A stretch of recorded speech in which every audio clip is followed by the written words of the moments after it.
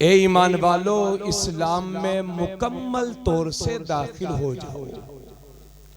वला तत्तबिउ खुतवाति शैतान, और शैतान के पीछे पीछे ना चलो, शैतान की पैरवी ना करो। इन्नहु लकुम अदुव्वुम मुबीन, क्योंकि शैतान इंसान का खुला हुआ दुश्मन है। अल्लाह ने इस आयत में साफ साफ फरमा दिया कि ईमान वालों, पूरे तौर से इस्लाम में दाखिल हो जाओ, है ना। इसको आप गौर से सुनिए। अरे भाई, जब आदमी कलमा पढ़ लेता है तो कलमा पढ़ लेता है तो वो मुसलमान हो जाता है। जो अल्लाह की तौहीद और हुजूर की रिसालत का इकरार करे जबान से भी और दिल से भी, उसे ही मुसलमान कहते हैं। तो अल्लाह पहले ईमान वाला भी फरमा रहा है और उसके बाद फरमा रहा है इस्लाम में मुकम्मल तौर से दाखिल हो जाओ। हालांकि हम तो पहले ही कलमा पढ़ के इस्लाम में दाखिल हो चुके थे, फिर भी अल्लाह फरमा रहा है ए ईमान वालों, इस्लाम में मुकम्मल तौर से दाखिल हो जाओ। इसको समझने के लिए ये हमारे हाथ में इस वक्त आप गिलास देख रहे हैं, ये फूल की एक पंखड़ी मेरे हाथ में, मैंने ये पंखड़ी इस गिलास में दाखिल कर, है ना, ये पंखड़ी गिलास में दाखिल हो गई, मगर ये दाखिल होना इतना कमजोर है कि मैं जब चाहूं इसको निकाल लूं, निकल गई। आपने गिलास में पंखड़ी दाखिल की, उसके बाद आप जब चाहें हाथ निकाल कर बाहर कर दें। और इसी गिलास में आप पानी ले लीजिए, फिर उस पानी में कलर मिला दीजिए, रंग मिला दीजिए, फिर रंग को पानी से जुदा करने की कोशिश करिए। वल्लाह सुम्मा वल्लाह, न रंग पानी से जुदा हो सकता है, न पानी रंग से जुदा हो सकता है। बस यही मेरा अल्लाह आपसे चाहता है कि ए मुसलमानों, इस्लामी रंग में ऐसे रंग जाओ कि दुनिया की कोई ताकत तुमसे इस्लामी रंग न उतार सके। जरा एक नारा लगाओ जोरदार।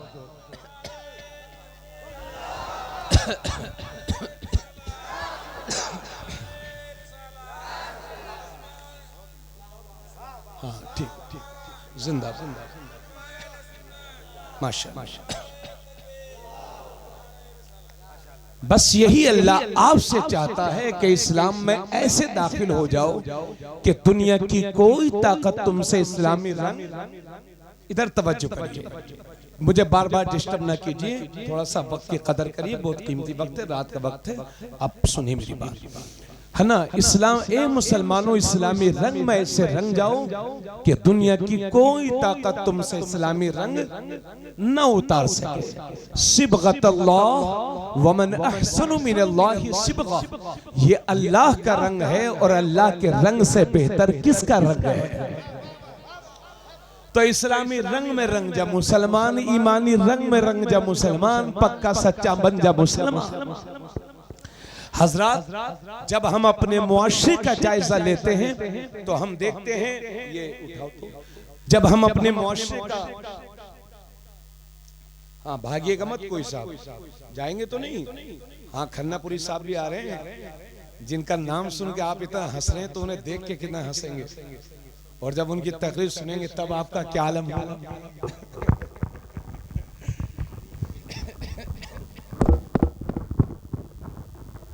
जब हम अपने मुआशरे का जायजा लेते हैं, देखिए पूरी बात तवज्जो से, जब हम अपने मुआशरे का जायजा लेते हैं तो मियां हम सिर्फ नाम के मुसलमान रह गए,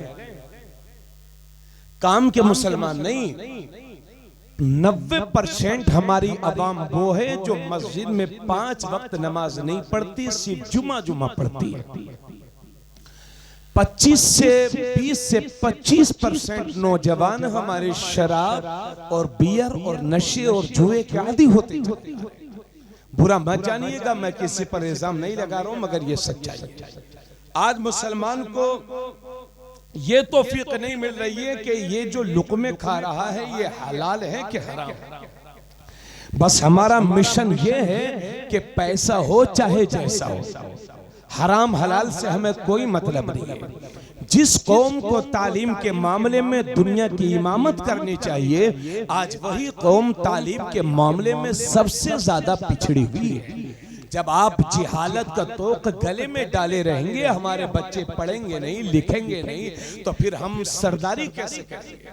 बोलो, मेरी बात समझ में आ रही कि नहीं आप हजरात गिरामी? तो हमें तो दुनिया की इमामत करनी चाहिए, मगर सबसे ज्यादा पिछड़े हुए तालीम के मामले में हम हैं।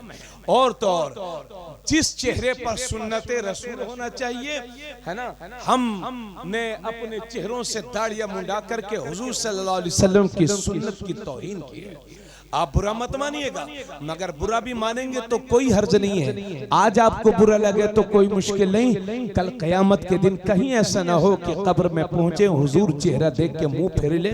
उस दिन से बेहतर है कि आज ही बात को समझ करके उस पर अमल करना शुरू कर दो। और हजरात, हमारे घमंड का आलम यह है, तकब्बुर का आलम यह है कि हमने छोटी छोटी बातों को अपने घमंड और तकब्बुर के लिए इस्तेमाल किया है। जैसा कि आज आलम यह है हमारी समाज का, हमारे दरमियान नफरतें इतनी हो गई हैं कि एक मुसलमान दूसरे मुसलमान को सलाम तक करने के लिए तैयार नहीं है। अगर किसी का गुरगुट्टा में 2 मंजिला मकान बन गया है तो वो किसी को सलाम नहीं करता। अगर कोई 100 बीघा जमीन जोत रहा है, 100 बीघा जमीन का किसान है, इनको बंद करो, आवाज साफ कर दो, तो वो ये समझता है कि मैं इस बस्ती का बहुत बड़ा सेठ हूं, बाकी ये जितने लोग हैं सारे गरीब लोग हैं, मेरे सामने इनकी हैसियत क्या है, मैं इनकी बातों पर अमल नहीं करूंगा। ये आजकल के मुसलमानों का मामला है। अब जरा आप गौर फरमाएं, एक बार अल्लाह के नबी सल्लल्लाहु अलैहि वसल्लम, नहीं आवाज बढ़ा दीजिए, इसको बंद कर दीजिए बस। एक बार अल्लाह के नबी सल्लल्लाहु अलैहि वसल्लम तशरीफ फरमा है और सहाबा किराम का मजमा लगा हुआ है। अल्लाह के नबी फरमाते हैं, ए मेरे सहाबा, क्या वो चीज तुम्हें ना बताऊं कि जिस पर तुम अमल कर लो तो तुम में आपस में मोहब्बतें पैदा हो जाएं, तुम एक दूसरे से प्यार करने लगो। तो सहाबा अर्ज करते हैं, या रसूल अल्लाह, जरूर बताएं वो बात कि जिस पर हम अमल कर लें तो हम में आपस में मोहब्बतें पैदा हो जाएं। तो अल्लाह के नबी सल्लल्लाहु अलैहि वसल्लम फरमाते हैं, ए लोगो, ए मेरे सहाबा, अगर आपस में मोहब्बतें चाहते हो तो एक दूसरे को सलाम किया करो। सुभान अल्लाह, सुभान अल्लाह। तो ये सलाम मोहब्बतों का जरिया है, ये सलाम मोहब्बतों को फैलाता है, ये सलाम नफरतों को खत्म करता है, ये सलाम घमंड से बचाता है। मगर हाय अफसोस, जिस सलाम को मेरे नबी ने मोहब्बतों का जरिया बनाया था, आज हमने अपनी अनानियत की वजह से उस सलाम को घमंड की अलामत बना लिया है, तकब्बुर की अलामत बना लिया है। अगर गुरगुट्टा में किसी का 2 मंजिल मकान बन रहा है तो वो ये समझता है कि मैं यहाँ का सबसे बड़ा आदमी हूँ, सब लोगों को चाहिए कि मुझे सलाम करें। अगर कोई छोटे से मास्टर हो गए हैं, ये छोटे मोटे डॉक्टर हो गए हैं, ये छोटे मोटे मौलाना साहब हो गए हैं, तो मौलवी साहब भी ये समझ रहे हैं कि जो कुछ मैं हूं, मेरे आगे कोई नहीं है, तो सब लोग मुझे सलाम करें। डॉक्टर ये समझता है मैं पढ़ा लिखा हूं, बाकी सब जाहिल हैं, तो सबको चाहिए कि मुझे सलाम करें। कार में बैठने वाला ये समझता है कि मोटरसाइकिल वाले को चाहिए कि मुझे सलाम करे, क्योंकि मैं बड़ी सवारी में बैठा हूं। जबकि मेरे नबी फरमाते हैं कि जो बेहतर सवारी पे चल रहा हो उसे चाहिए कि कमतर सवारी वाले को सलाम करे। मतलब यह है, जो कार से जा रहा हो उसे चाहिए कि मोटरसाइकिल वाले को सलाम करे, मोटरसाइकिल वाले को चाहिए कि साइकिल वाले को सलाम करे, साइकिल वाले को चाहिए कि उस बेचारे को सलाम करे कि जिसके पास साइकिल भी नहीं है, और छोटे को चाहिए कि बड़े को सलाम करे, शागिर्द को चाहिए कि उस्ताद को सलाम करे, मुक्तदी को चाहिए कि इमाम को सलाम करे। मगर हाय अफसोस, जिस सलाम को मेरे नबी ने मोहब्बतों का जरिया बनाया था, आज हमने उसे अपने घमंड के लिए इस्तेमाल किया है, तकब्बुर के लिए इस्तेमाल किया है। यही वजह है, एक बार सहाबा किराम का मजमा है, सहाबा पूछते हैं,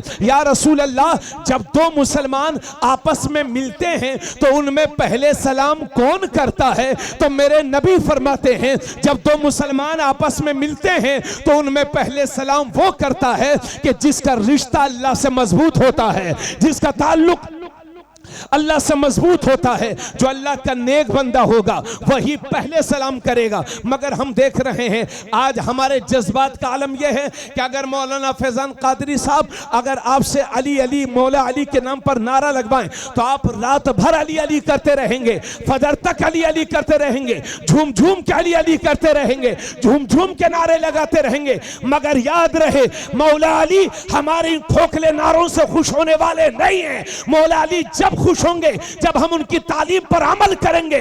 वही मौला अली फरमाते हैं कि मुनाफिक है वो जो इंतजार करे कि लोग मुझे सलाम करें, और मोमिन है वो जो बढ़ करके पहले अपने भाई को सलाम।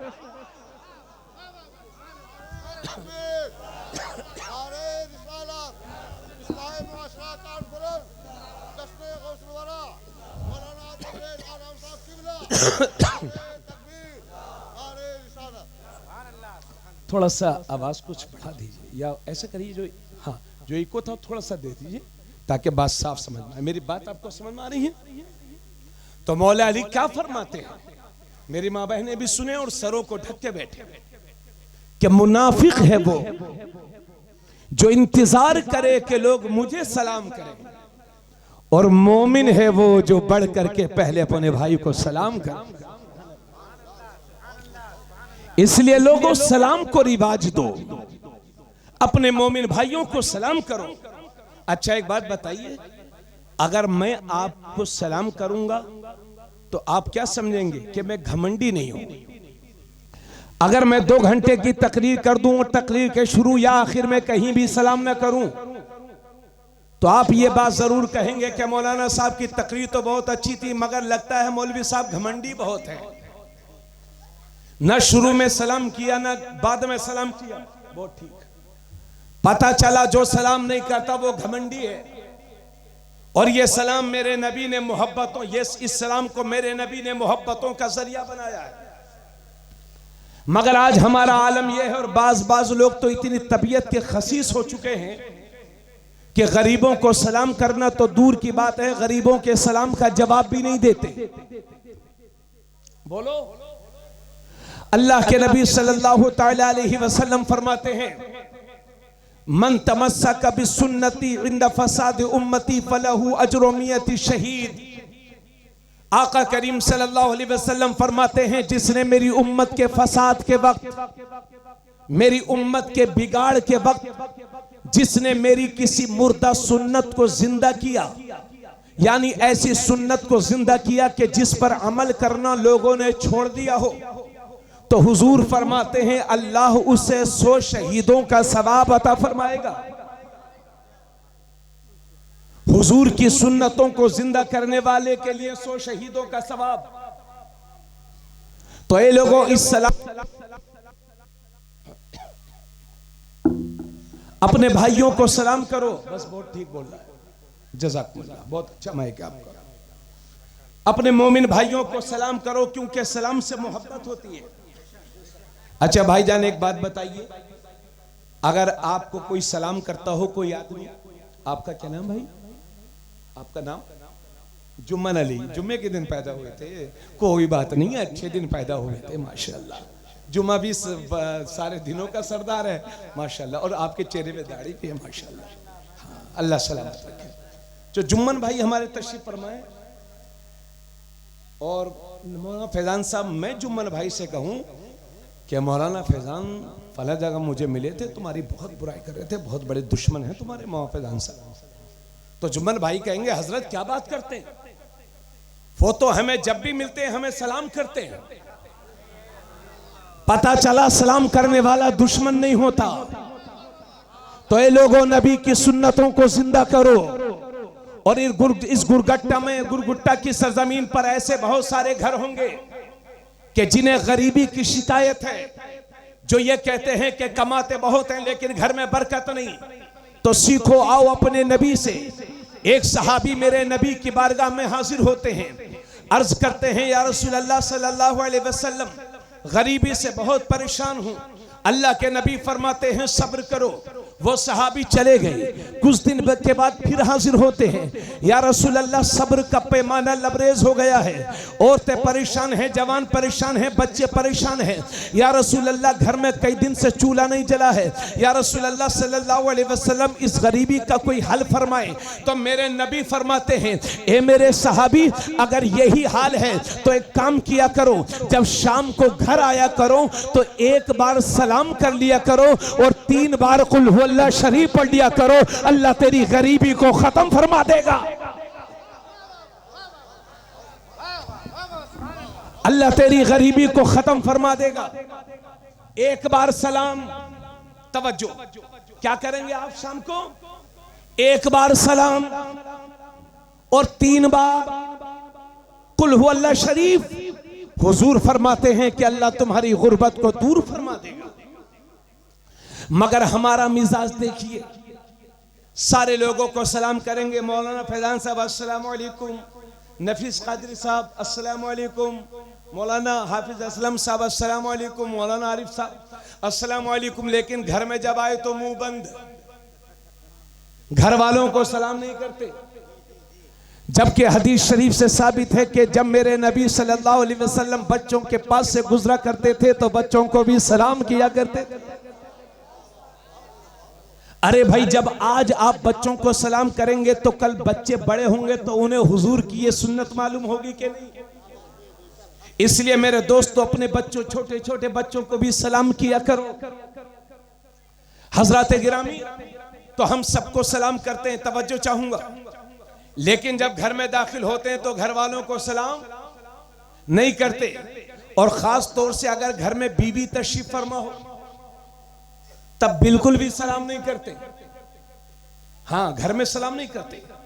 जबकि मेरे नबी ने हजरत अनस से फरमाया था, बेटा अनस, जब घर में दाखिल हुआ करो तो घर वालों को सलाम किया करो, क्योंकि सलाम की बरकतें अल्लाह तुझे भी अता फरमाएगा, तेरे घर वालों को भी अता फरमाएगा। बोलो सुभान अल्लाह। मगर जब हम घर में दाखिल होते हैं तो घर वालों को सलाम नहीं करते। और अगर किसी दीनदार लड़के की शादी हो जाए, उसकी नई नई शादी हो और वो अपनी बीवी को सलाम कर ले और उसकी माँ को पता चल जाए तो पूरे मोहल्ले की औरतों के साथ मीटिंग शुरू। अरे लो बहनी, हमारे भैये को दे दो, देखो जुमा 8 दिन हुआ है, अपनी बीवी को सलाम कर रहा। लो बहनी, हमारा भैया तो हमारे हाथ से निकल गया, हमारा भैया तो हमारी नहीं सुनना है, वो तो जोरू का गुलाम हो गया है, वो तो बीवी का गुलाम हो गया है, वो तो बीवी का पल्लू थामे घूम रहा है। तो आज की हमारी बहनें ये कहती हैं कि अगर बीवी को सलाम कर लिया जाए तो जो बीवी को सलाम करता है वो बीवी का गुलाम होता है। ये शरीयत से दूरी का नतीजा है, उलमा की सोहबत से दूरी का नतीजा है। मेरी कौम, तुम चाहे जो भी समझो, मगर मैंने हदीस में पढ़ा है, अपने उलमा से सुना है कि जब मेरे नबी अपने घर में दाखिल होते थे तो अपनी बीवियों को सलाम किया करते थे। पता चला बीवी को सलाम करने वाला बीवी का गुलाम नहीं होता, मेरे नबी का गुलाम।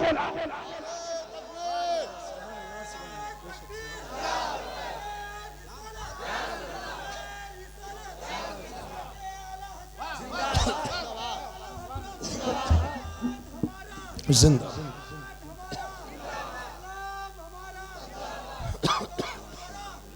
माशाअल्लाह।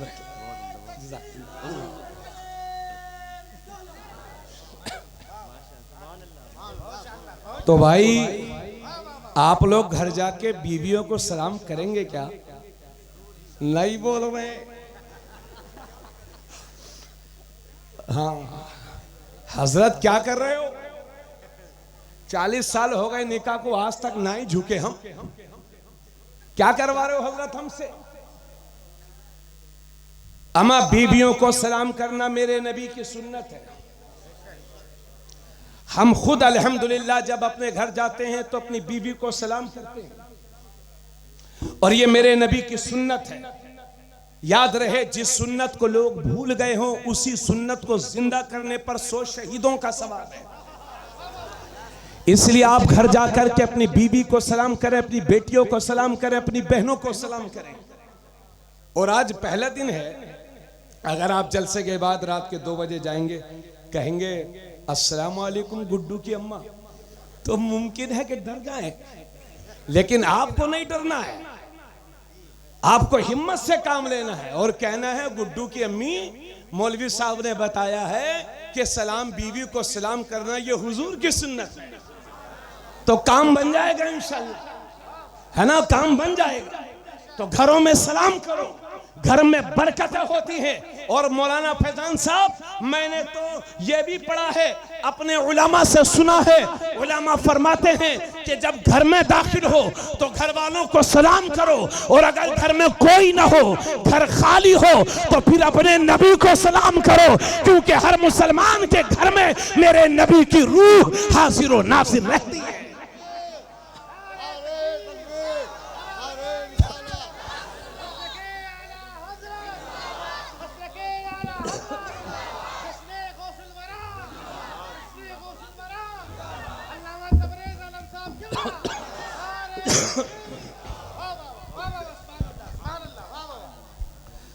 अगर घर में कोई ना हो तो आप क्या करेंगे? वाह वाह वाह, सुभान अल्लाह। अस्सलातु वस्सलामु अलैका या रसूल अल्लाह।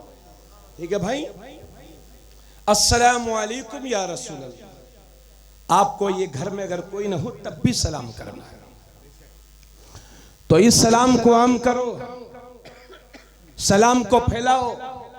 मगर हाय रे मुसलमान, इस्लाह मुआशरा कॉन्फ्रेंस कर रहे हैं हमारे अजीज मौलाना आरिफ रजा कादरी सल्लम, माशाल्लाह ये तो बहुत बड़े दादा की पोते हैं। क्या कहना है साहब इनके दादा का?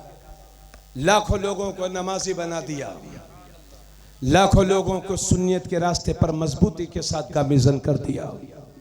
वो मुफ्ती नानपारा कि जिन्होंने मदरसा अज़ीज़ुल उलूम कायम करके इस पूरे खित्ते पर एहसान अजीम फरमाया है।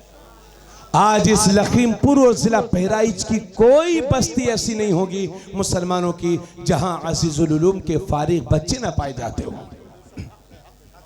अल्लाह का शुक्र है, जब ये यहाँ जामे मस्जिद में एक दिन पता चला कि आप तशरीफ लाते हैं तो हमें बड़ी खुशी हुई। इनके खुद मदरसे में 30-35 लोग माशाल्लाह पढ़ाते हैं। हाँ, हम इन्हीं के मदरसे में पढ़ाते भाई, फिर भी आए हैं। तो याद रखिए, पहली बात तो यह है कि हम लोगों को अच्छे लोग उलमा मिलते नहीं है, कम मिलते हैं, और जब मिलते हैं तो हम उनकी कदर नहीं करते।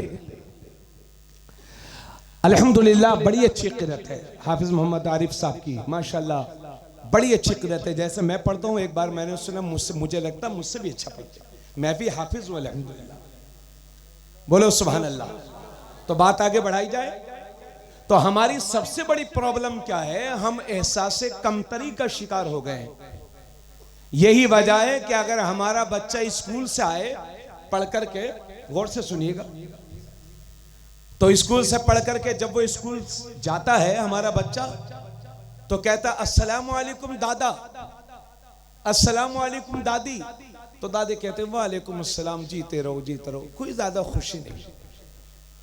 और जब स्कूल से वापस आया और बच्चे ने कहा दादा गुड आफ्टरनून, अम्मा मियां दादा उछल पड़े। मेरा पोता इतना बड़ा इंग्लिश में लगता है कि ट्रम्प का दामाद बनेगा। सुबह को जा रहा है गुड मॉर्निंग, दोपहर को आ रहा है तो गुड आफ्टरनून, शाम को गुड नाइट। ये वो सलाम है जिन पर तुम मरे जा रहे हो। मगर इनका मतलब समझ लो, गुड मॉर्निंग का मतलब ये तुम्हारी सुबह अच्छी हो, भले से दोपहर को तबीयत खराब हो जाए। गुड आफ्टरनून का मतलब ये है कि दोपहर अच्छी हो, भले से शाम को डेंगू हो जाए। गुड नाइट का मतलब यह है कि तुम्हारी रात अच्छी हो, सुबह को आंख खुले या ना खुले इसकी कोई गारंटी नहीं। तो वो ये सलाम है जिसके लिए तुम मरे जा रहे हो। मगर वाहरे इस्लाम तेरा सलाम, अस्सलामु अलैकुम व रहमतुल्लाहि व बरकातुहू, तुम पर अल्लाह की सलामती हो, अल्लाह की रहमतें नाजिल हो, अल्लाह की बरकतें नाजिल हो। घर में रहो तो सलामत रहो, बाहर रहो तो सलामत रहो। घर में रहो तो रहमत बरसती रहे, बाहर रहो तो भी रहमत बरसती रहे। वाह वाह वाह, सुभान अल्लाह सुभान अल्लाह, वाह वाह वाह, सुभान अल्लाह। इसलिए मैं कहता हूं, मैंने मुल्क के बहुत सारे सूबों में और शहरों में तकरीरें कर कर के लोगों को यह बताने की कोशिश की है कि लोगों, अपने बच्चों को पढ़ाओ सब कुछ, मगर उन्हें दीनी तरबियत जरूर दीजिए। आप इंजीनियर बनाइए, डॉक्टर बनाइए, मास्टर बनाइए, मगर कहिए मास्टर साहब जब घर आओ तो गुड आफ्टरनून न करना, गुड मॉर्निंग नहीं करना, घर आओ तो अस्सलाम वालेकुम व रहमतुल्लाह कहना। भाई बात समझ में आ रही है ना? तो मेरे नबी ने इरशाद फरमाया, एक बार सलाम और 3 बार कुल हु अल्लाह शरीफ, अल्लाह उसके घर से गुर्बत का खात्मा फरमा देगा, उसके घर में बरकतों का नुज़ूल फरमाएगा। तवज्जो दीजिए मेरी बात पर। तो एक बार कुल हु अल्लाह शरीफ कोई मामूली चीज है? कुल हु अल्लाह, अल्लाह के नबी सल्लल्लाहु अलैहि वसल्लम ने एक मौके पर फरमाया, ए लोगों, जिस तरह से लोहे को जंग लग जाती है, इसी तरह से इन दिलों को भी जंग लग जाती है। ये दिल भी मैले हो जाते हैं, ये दिल भी गंदे हो जाते हैं। तो साहबा किराम ने अर्ज़ किया, या रसूल अल्लाह, दिलों की गंदगी दूर कैसे होगी? दिल कैसे साफ होंगे? दिल कैसे रोशन होंगे? तो अल्लाह के नबी फरमाते हैं, मेरे सहाबा, अगर दिलों को रोशन करना चाहते हो तो कसरत के साथ मौत को याद किया करो और कुरान करीम की तिलावत किया करो। कुरान की तिलावत और मौत को हमेशा याद रखना, यह ऐसी चीज है कि जिससे दिलों की गंदगी खत्म होती है। इसलिए लोगों, कुरान पढ़ो। हदीस शरीफ में है कि जिस घर में सुबह सुबह कुरान नहीं पढ़ा जाता, उस घर में सुबह ही को अजाब के फरिश्ते नाजिल हो जाते हैं। और जिस घर में सुबह को कुरान की तिलावत होती है, उस घर में सुबह ही को रहमत के फरिश्ते नाजिल हो जाते हैं। और मैंने एक हदीस में यह भी पढ़ा है कि जो मुसलमान कुरान की चंद आयतें पढ़कर के सोता है, तो अल्लाह उसकी हिफाजत के लिए फरिश्तों को मुकर्रर फरमा देता है। और वो फरिश्ते जब तक वो बंदा सोता रहता है, हर मूजी जानवर से उस बंदे की हिफाजत करता है वो फरिश्ता। और जब वो उठता है तो वो फरिश्ता चला जाता है। तो ये लोगों, कुरान पढ़ो, कुरान से रिश्ता मजबूत करो, कुरान के आमिल बनो। और कुरान को सिर्फ पढ़ो नहीं, बल्कि उस पर अमल करके उसमें गौर फिक्र करो।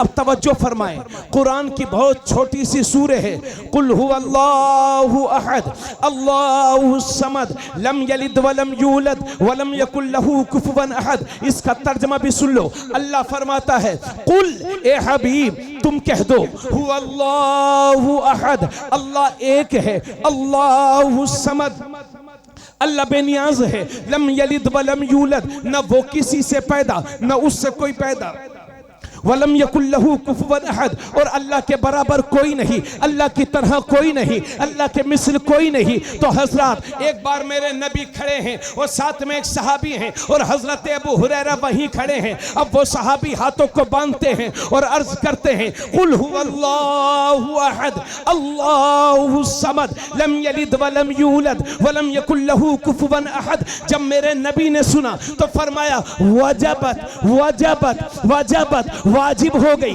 वाजिब हो गई, वाजिब हो गई। तो हजरत अबू हुरैरा वहीं खड़े थे, अर्ज करते हैं, या रसूल अल्लाह मा वाजबत, या रसूल अल्लाह क्या वाजिब हो गई? नबी ने फरमाया, जिसने कुल हु अल्लाह पढ़ा उसके लिए जन्नत वाजिब हो गई।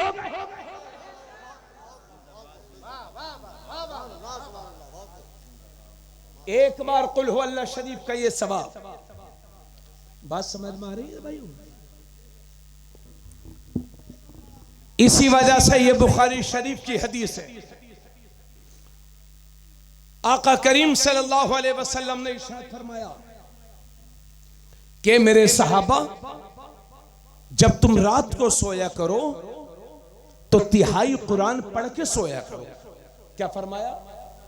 जब रात को सो तो तिहाई कुरान पढ़ के सोया करो। भाई गौसे आजम रज़ी अल्लाह ताला अन्हु, उनकी शान इल्मी जलालत अल्हम्दुलिल्लाह, 5-6 साल के थे, पहली बार मदरसा पढ़ने गए। उस्ताद ने फरमाया, पढ़ो बेटा बिस्मिल्लाहिर्रहमानिर्रहीम। गौसे आजम ने शुरू किया तो बिस्मिल्लाह से शुरू किया, अल्हम्दु पढ़ दिया, अलिफ लाम मीम, 1 पारा 2 पारा 4 पारा 5 पारा 6 पारा 18 पारे एक ही बैठक में सुना दिए। तो उस्ताद मुस्कुरा के बोले, बेटा अब्दुल कादिर पढ़ने आए हो कि पढ़ाने आए हो, क्लास लेने आए हो कि क्लास देने आए हो, सीखने आए हो कि सिखाने आए हो? बेटा ये 18 पारे तुमको कहां से याद हो गए? तो हम सबके बड़े पीर कहते हैं, उस्ताद से मोहतरम मामला यह है कि मेरी माँ 18 पारों की हाफिजा थी, और जब मैं अपनी माँ के पेट में था तो मेरी माँ कुरान की तिलावत भी काम भी करती थी और कुरान का दौर भी किया करती थी, और अब्दुल कादिर उसे याद करता चला जाता था। और मैंने गौसे पाक के हवाले से पढ़ा है कि आखिरी उम्र के 15 साल मेरे गौस के ऐसे गुजरे हैं कि एक पैर का सहारा लेकर के खड़े हो जाते थे और रुकू में तब जाते थे जब पूरा कुरान करीम तिलावत करके खत्म कर लिया करते थे। तो ये लोगों, कुरान से रिश्ता जोड़ो, कुरान से रिश्ता मजबूत करो। हजरत गिरामी, तो मेरे नबी ने, बेटे बेटे चुप जाओ अल्लाह के वास्ते, ऐसा मत करो, बहुत समझाया जा रहा है। अभी हमारी तरफ होते रामपुर मुरादाबाद में तो 2-4 खींच दिए जाते, अब तक बहुत जलाली होते अंदर के लोग, बहराइच वालों की तरह बर्दाश्त नहीं करते। खैर बर्दाश्त करना चाहिए, मैं आप हजरात के साथ हूं। अल्लाह के नबी सल्लल्लाहु अलैहि वसल्लम फरमाते हैं, पहलवान और बहादुर वो नहीं है जो दूसरे पहलवान को मैदान में शिकस्त दे दे, बल्कि बहादुर और पहलवान वो है जो गुस्से के वक्त में अपने आप को कंट्रोल में रखे। इसलिए मेरे भाइयों, गुस्से पर कंट्रोल करो। अल्लाह के नबी सल्लल्लाहु अलैहि वसल्लम फरमाते हैं कि जिस तरह से एलवा शहद को बर्बाद कर देता है, इसी तरह गुस्सा ईमान को हलाक कर देता है। इसलिए गुस्से में कोई कदम मत उठाइए, उसके नताइज बुरे निकलते हैं। तो सहाबाई किराम तशरीफ फरमा है, अर्ज करते हैं या रसूल अल्लाह सल्लल्लाहु ताला अलैहि वसल्लम, सहाबत अर्ज करते हैं या रसूल अल्लाह सल्लल्लाहु अलैहि वसल्लम, मेरे नबी ने फरमाया, मेरे सहाबत जब रात को सोया करो तो तिहाई कुरान पढ़ के सोया करो। कितना? तिहाई। तिहाई का मतलब हो गया 10 पारे। कुरान में 30 पारे हैं, तिहाई का मतलब 10 पारे। अब सहाबा बड़े हैरत में थे, अर्ज करते हैं या रसूल अल्लाह, कोई सोते वक्त नींद का खुमार होता है, इतनी जल्दी 10 पारे कैसे पढ़ सकता है? क्योंकि ईमानदारी से अगर एक पारा पढ़ा जाए तो 20 मिनट लग ही जाते। 10 पारों का मतलब हो गया 2.5 से 3 घंटे। अब सहाबा अर्ज करते हैं या रसूल अल्लाह, तिहाई कुरान कोई सोते वक्त कैसे पढ़ सकता है? तो अल्लाह के नबी फरमाते हैं, तुम एक बार कुल हु अल्लाह शरीफ पढ़ लिया करो, अल्लाह तिहाई कुरान का सवाब अता फरमाएगा। इसी हदीस की रोशनी में उलमा फरमाते हैं कि जो शख्स 3 बार कुल हु अल्लाह शरीफ पढ़ लेता है, अल्लाह उसे एक कुरान की तिलावत का सवाब अता फरमाता है। तो भाई कुल हु अल्लाह शरीफ तो सबको याद है ना? क्यों भाई बोलो? तो सारे हजरात रात में कुल हु अल्लाह शरीफ पढ़ के सोया करें, 3 बार पढ़ा करें कुल हु अल्लाह शरीफ, और बाबा से बुलंद पढ़ दिया करें, और अपने बच्चों से कह दिया करें जब मैं कुल हु अल्लाह पढ़ूं तो आप लोग खामोश हो। मुश्किल से 3 मिनट लगेंगे।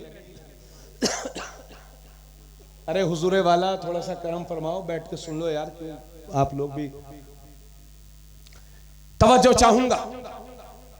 तो कुरान करीम से रिश्ता मजबूत करो। और एक काम आप हजरात को और करना होगा, देखिए, सिर्फ कुरान पढ़ते रहना और उसको ना समझना यह बहुत कमाल की बात नहीं है। इसलिए आप रमजान शरीफ में कुरान 5 के बजाय 2 पढ़ो। मगर आला हजरत अज़ीमुल बरकत ने कुरान का उर्दू में तर्जमा कर दिया है, उसका नाम है कंजुल ईमान। उसको अपने घर लाओ, खुद उसका उर्दू में मतलब भी समझा करो। तर्जमा भी पढ़ा करो और तफसीर भी पढ़ा करो, तभी तो आपको समझ में आ जाएगा कि कुरान में लिखा क्या है। और मां बहनों से गुजारिश करूंगा कि आप भी कंजुल ईमान पढ़ा करें। और आपसे गुजारिश और, जब अपनी बच्चों की शादी किया करें तो अपनी बेटी के जहेज में तर्जमा कुरान कंजुल ईमान जरूर दिया करें। आला हजरत ने उर्दू में तर्जमा किया, उसका नाम है कंजुल ईमान, ईमान का खजाना। अपनी बच्चियों को कुरान शरीफ कंजुल ईमान तर्जमे वाला दें। और यह मत सोचना कि हमारी बेटी पढ़ी नहीं है तो पढ़ेगी क्या। आज कुरान भेज दो, आज कुरान भेज दो, इंशाअल्लाह कुरान की बरकत से अल्लाह उसी घर में पढ़ने वालों को भी पैदा फरमा देगा। तो अपनी बच्चियों को कुरान सिखाओ। और साथ ही साथ ये भी अर्ज कर दूं, जहां गौसे आजम की बात हो रही है, अल्लाह अकबर, उनकी अजमत और शान, सुभान अल्लाह। जब मेरे नबी दुनिया में तशरीफ लाए तो पूरी दुनिया में अल्लाह ने लड़के अता फरमाए, पूरे साल कहीं लड़की नहीं पैदा हुई। और जिस रात में शहर जिलान में गौस पैदा हुए, उस रात में पूरे शहर जिलान में कहीं लड़की नहीं पैदा हुई। अल्लाह ने जिन जिन औरतों के यहां बच्चे पैदा होने थे सबको लड़के ही लड़के अता फरमाए। और अल्लाह ने सबको वली बना दिया। एक रिवायत यह है कि 1100 लड़के उस रात में पैदा हुए थे जिस रात में मेरे गौस दुनिया में तशरीफ लाए थे। और गौसे पाक को कोई मामूली हस्ती मत समझना।